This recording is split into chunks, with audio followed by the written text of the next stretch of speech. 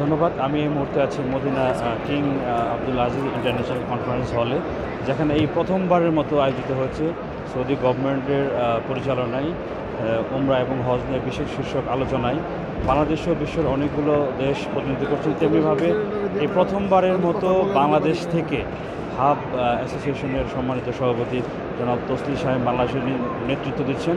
আমরা একটু কথা বলবো যে এই প্রথমবারের মতো যে আপনি বাংলাদেশের নেতৃত্ব দিচ্ছেন, কী ধরনের সুফল বই আসবে আপনি বলে মনে করেন বাংলাদেশের হাকিতে? দেখুন, সৌদি সরকারের প্রথমবারের মতো এই পবিত্র মদিনা নগরীতে কিং সালমান ইন্টারন্যাশনাল কনফারেন্স সেন্টারের এখানে ইন্টারন্যাশনাল উমরা কনফারেন্স এখানে অনুষ্ঠিত হতে যাচ্ছে। আজকে এখানে উদ্বোধনী অনুষ্ঠান।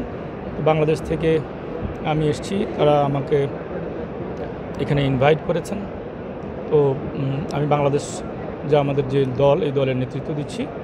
এখানে বাংলাদেশের উমরা ব্যবস্থাপনা সহ সারা বিশ্বের উমরা ব্যবস্থাপনা নিয়ে এখানে সৌদি সরকার আজকে তাদের ডিসপ্লে দিবে, তাদের ভবিষ্যতের যে রোডম্যাপ সেটা প্রকাশ করবে।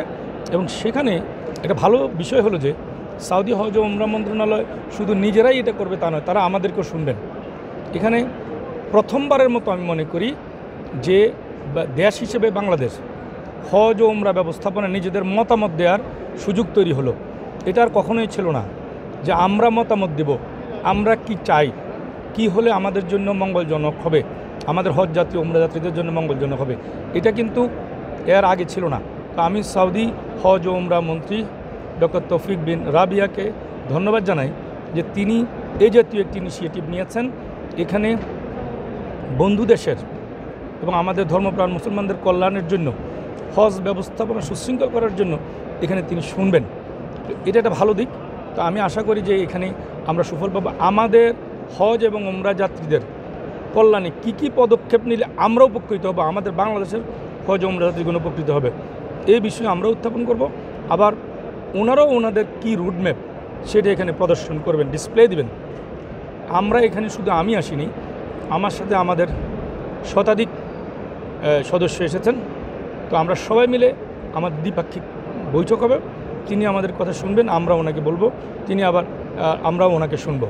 আলোচনায় টেবিলে আসা, তো আমি এটাকে অপরচুনিটিটাকে বাংলাদেশের হজ ও উমরা যাত্রীদের কল্যাণে এই সময়টাকে আমরা কাজে লাগাতে চাই। আমরা কিছু হোমওয়ার্ক করে আসছি যে কি কি বিষয় উত্থাপন করা যৌক্তিক, কোন কোন বিষয়গুলিতে হজ ও উমরা যাত্রীদের কল্যাণে তাদের সেবা নিশ্চিত করার জন্য কি কি করা যায়। বিশেষত হজ যাত্রীদের মিনা, আরাফা, মুজদালিফার সেবা নিশ্চিত করা, গ্রাউন্ড সার্ভিস নিশ্চিত করা, তাদের গাড়িগুলি নিয়মিত ঠিকমতো পাওয়া, এই বিষয়টা যাতে নিশ্চিত হয়, এটা নিয়ে আমরা সৌদি হজ উমরা মন্ত্রণালয়ের সাথে কাজ করব। পাশাপাশি উমরা যাত্রীগণের ground service visa issuing system যাতে সহজতর হয়, গ্রাউন্ড সার্ভিস যাতে তারা এনহ্যান্স আরও স্মুথ হয়, এ বিষয়ে আমরা কাজ করব। পাশাপাশি আমরা যারা বাংলাদেশ থেকে হজ ও উমরা ভিসা প্রসেস করব, আমাদের যাত্রীদেরকে নিয়ে আসবো, আমরা কোন কোন বিষয়গুলি ফলো করতে হবে এ বিষয়ে কিন্তু ওনারা একটা গাইডলাইন দিবেন। আবার আমরা কি কি চাই, কি কি হলে আমাদের এবং আমাদের হজ উমরা যাত্রীদের জন্য কল্যাণ হবে, সুশৃঙ্খল হজ উমরা ব্যবস্থাপনা হবে, সেটাও আমরা উত্থাপন করব।